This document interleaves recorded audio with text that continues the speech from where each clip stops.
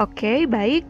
Selamat datang di pembelajaran ekonomi adik-adik siswa yang dibanggakan.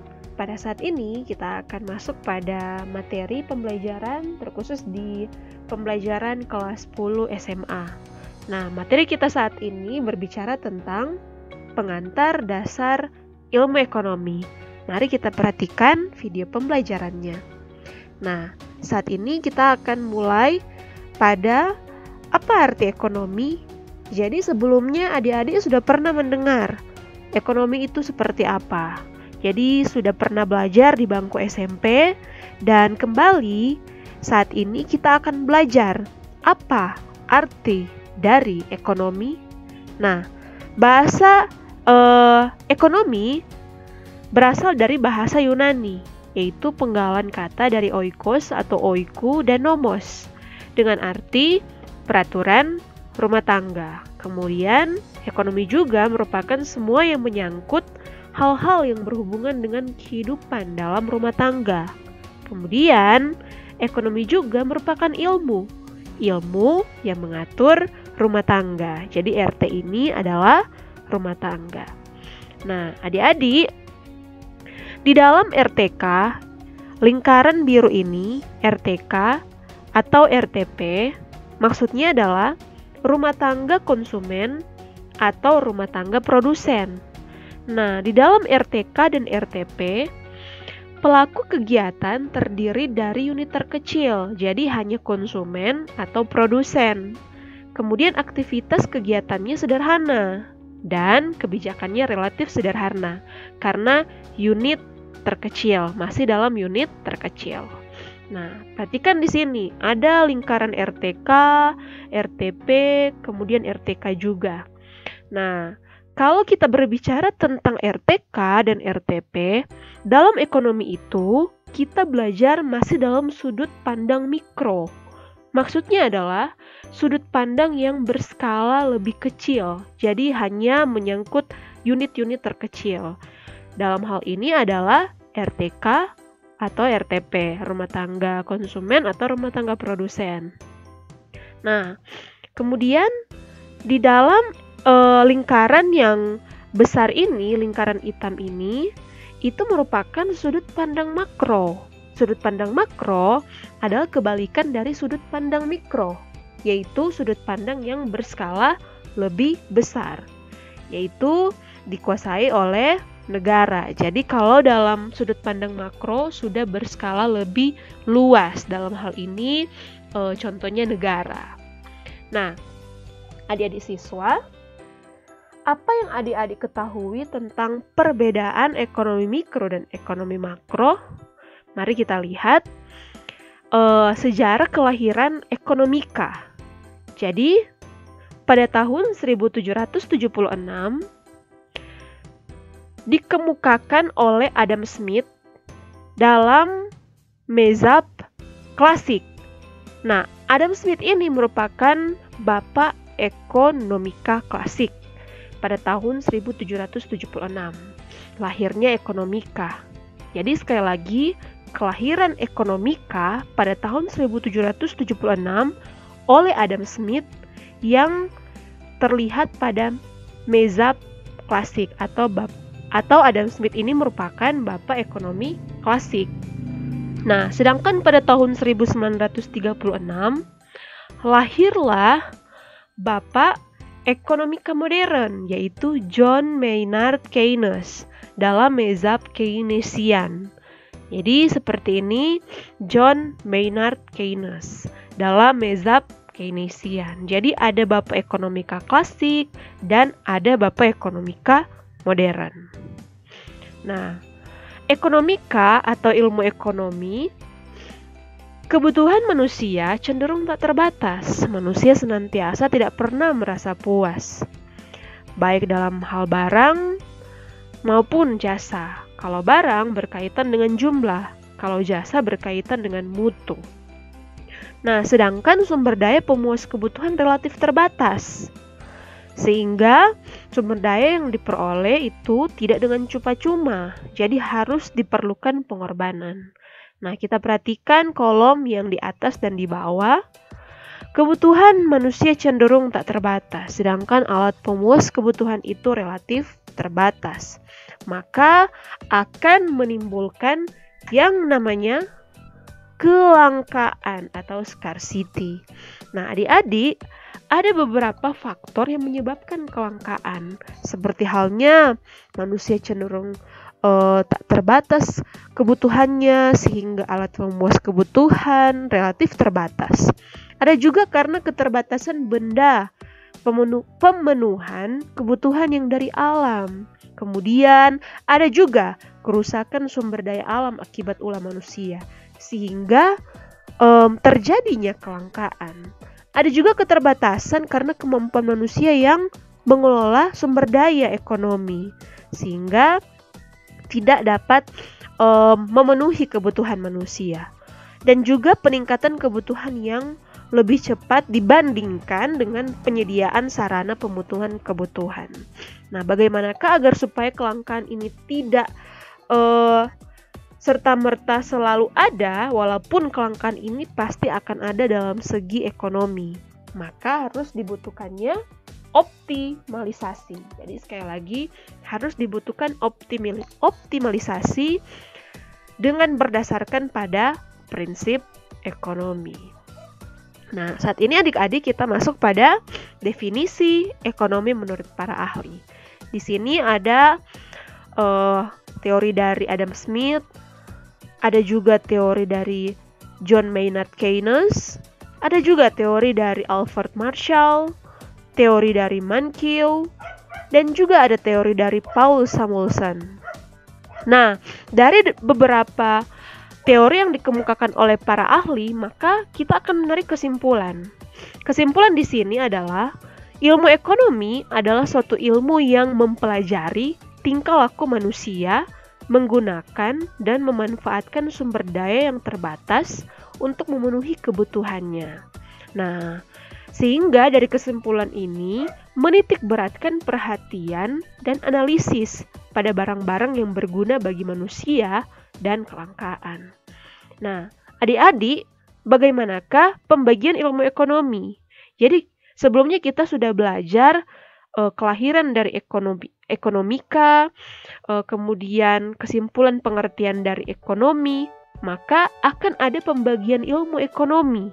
Nah, pembagian ilmu ekonomi terdiri dari ilmu ekonomi, ilmu teori ekonomi, ilmu teori deskripsi, dan ilmu teori terapan. Kita perhatikan satu persatu. Ilmu teori ekonomi. Nah, teori ekonomi merupakan kumpulan teori-teori di bidang ekonomi yang merupakan berusaha untuk menjelaskan, mencari pengertian, hubungan sebab akibat dan cara kerja sistem ekonomi. Di sini kita perhatikan dalam situasi pasar. Pasar ini adanya permintaan, kemudian adanya penawaran, sehingga harus adanya harga barang. Nah, di dalam permintaan barang, penawaran barang, harga barang harus ada analisis. Pada saat analisis harus ada pola-polanya, sehingga tercermin dari ilmu teori ekonomi tersebut. Jadi harus adanya analisis dan pola-pola. Nah, gejala di masyarakat dalam hal ini pasar, harus ada metode analisis, kemudian ada pola-polanya, dalam hal ini konsumen dan produsen. Jadi pola dari konsumen dan pola dari produsen itu sendiri.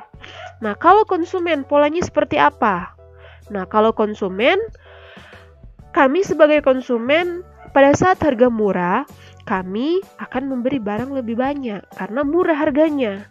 Akan tetapi pada saat harga mahal, kami para konsumen akan membeli barang sesuai kebutuhan. Nah, kalau dalam segi pola untuk segi produsen, pada saat harga murah, kami para produsen akan menjual barang lebih sedikit karena kami otomatis tidak akan memperoleh keuntungan yang lebih. Nah, sedangkan pada saat harga mahal, kami akan menjual barang lebih banyak sehingga keuntungan yang kami peroleh lebih banyak juga. Jadi ini adalah pola-pola dalam teori ilmu ekonomi. Nah, dalam konsumen dan produsen akan tercipta hukum permintaan. Untuk konsumen, pada saat harga permintaan turun, dan pada saat harga naik, permintaan turun, dan pada saat harga turun, permintaan naik. Sedangkan hukum penawaran itu di segi produsen. Pada saat harga naik, penawaran naik, dan pada saat harga turun, penawaran juga akan turun. Sekarang kita masuk pada ilmu ekonomi deskriptif. Ilmu ekonomi deskriptif merupakan gambaran keadaan ekonomi dengan mengumpulkan semua kenyataan penting yang berhubungan dengan persoalan ekonomi atau topik tertentu. Nah, kita perhatikan di sini harus ada data. Di dalam data harus ada data dari internal dan data dari eksternal. Ini maksud dalam ilmu ekonomi deskriptif. Contohnya di sini adalah data dari Badan Pusat Statistik. Nah, lanjut pada ilmu teori terapan. Jadi kita sudah belajar teori ilmu ekonomi, kemudian ilmu ekonomi secara deskriptif, dan sekarang ilmu ekonomi terapan. Nah, ilmu ekonomi terapan merupakan terapan dari teori ekonomi. Artinya, bahwa kerangka-kerangka pengertian dari analisis ekonomi teori digunakan untuk membuat atau merumuskan kebijakan-kebijakan, pedoman-pedoman yang tepat untuk mengatasi masalah ekonomi. Ya, di sini kita lihat, kalau ilmu teori ekonomi, kita akan mempelajari tentang metode analisis, pola-pola dalam hal ini untuk konsumen dan produsen. Kalau ilmu ekonomi, ilmu teori deskripsi, itu berbicara tentang data. Sedangkan kalau ilmu teori terapan, tentang penerapan dari teori ekonomi itu sendiri. Nah, apa yang dimaksud dengan tindakan, motif, dan prinsip ekonomi? Mari adik-adik kita perhatikan ilustrasi berikut. Ini merupakan bagian dari tindakan ekonomi. Di sini kita lihat Pak Kumis. Pak Kumis dalam pikirannya, rasanya saya ingin pergi ke Grogol Petamburan. Bagaimana ya? Sedangkan jalan kalau lurus arah ke Polres Metro Bekasi. Belok kanan, belok kiri kantor wali kota, belok kanan ke Bogor. Nah, pemikirannya, apakah saya akan menggunakan sepeda saja atau saya akan menggunakan mobil? Nah, di dalam tindakan ekonomi adik-adik, kita akan melihat tindakan rasional dan tindakan irasional. Tindakan rasional adalah tindakan yang karena akal pemikiran manusia. Nah, sedangkan tindakan irasional itu tidak sesuai dengan akal pemikiran manusia. Kalau tindakan yang rasional berarti ini Pak Kumis memilih mobil karena akan ke Grogol Petamburan dengan jarak yang lumayan jauh. Sedangkan kalau hanya memakai sepeda dengan jarak yang jauh, maka itu masuk dalam tindakan yang irasional atau tidak sesuai dengan logika manusia. Bisa ya dipahami adik-adik, tindakan ekonomi dibagi menjadi dua bagian, yaitu tindakan rasional dan tindakan irasional. Sekarang masuk pada motif ekonomi. Di sini ada Pak Guntur sedang main golf. Nah, di dalam pemikiran Pak Guntur, kami atau saya akan membuat perusahaan yang ramah lingkungan.